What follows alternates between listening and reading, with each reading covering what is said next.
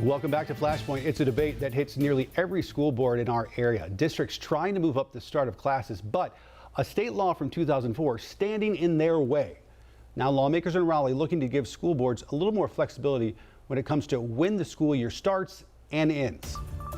Joining us now is Republican state lawmaker Donnie Loftis from Gaston County. He is among the main sponsors pushing for school calendar flexibility. Representative, thanks for coming on. We appreciate it. Thank you so much. Thanks for having me on. All right, explain to me, why is this at least seem to become such a big issue in the last year or so? I think over the past 2 years of the COVID experience and doing virtual learning, it really challenged learners at home, parents of those learners, and school staff and faculty who were responsible for the learning curve. And I think it's been very important that parents want more options for their education, for their children. And at the same time, we have lots of young people who are dually enrolled with community colleges, working on 2-year degrees. So when they get out of high school, they already have a jump on their college career. So I think working with those scheduling issues with community colleges and public school was important for us to look at changing or giving schools the option of changing their calendars. Gaston County schools, they've been starting classes earlier than technically what's allowed by state law. What's stopping them from getting punished? Well, fortunately, that hadn't been a problem with DPI in Raleigh. I think they understand over the last many years, there's been always that we need to protect our summers for our kids. We need vacations down at the beach. That is a part of the economic driver. And guess what? People go on vacation anytime now. It used to be July 4th was the week everything shut down. But now people's job schedules, work schedules allow them to go on vacation at any time. So I think it was important for the folks here in Raleigh at Department of Public Instruction to be working locally with school boards and school administrators to find out what fits their community needs. When you talk to school districts, they say that moving it up to earlier August as a start date allows them to finish by the time the holidays come around, and that it's better for students. You just laid out the case that some of the people who don't agree with you make, is that it's not great for the tourism industry. When it comes down to it, I think the case you're probably making is that you have to put what's most important and what's best for students really as the priority here, right? That's correct. If education is a priority for the future of this state, and we need those bright and best young people to remain here in this state, I'm willing to give them any opportunity that would set them up for success. And that would mean that dual enrollment that would end before Christmas, that would make it very easy for them to continue the block scheduling with community colleges.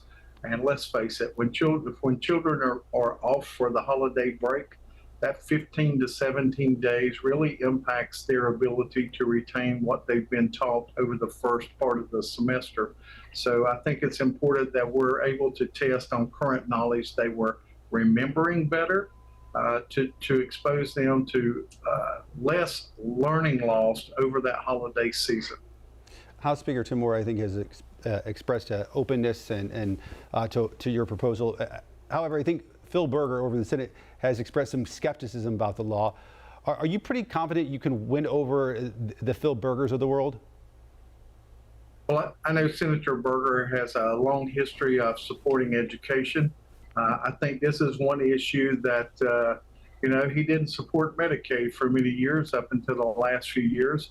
And now, guess what? We passed Medicaid expansion. So not exactly the same thing, but I just think that Senator Berger really needs to be able to work with those local school districts and what is important for them to impact the students in their communities. I'm willing to sit down and talk with him to find out what his concerns are. If there's things I can do to help persuade him, I can also tell you that I'm working with my Senate colleagues in the other house to help them understand that this is a big step, and we need to move forward to support our students and parents in the education system. Should other districts follow Gaston's lead and violate state law in the meantime? What would you recommend as a state lawmaker? Well, I wouldn't necessarily look at it as violating state law. It is a law on the books or a statute on the books. However, working with my local school district, I know their primary concern is educating students and getting them the best opportunity to retain that knowledge.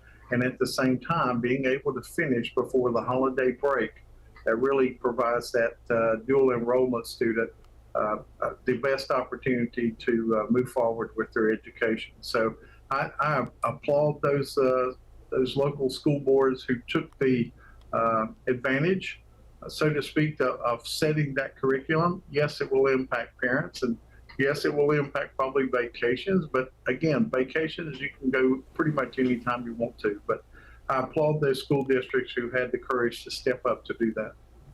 All right, Representative Donnie Loftis of Gaston County. Representative, thanks for coming on Flashpoint. We appreciate it.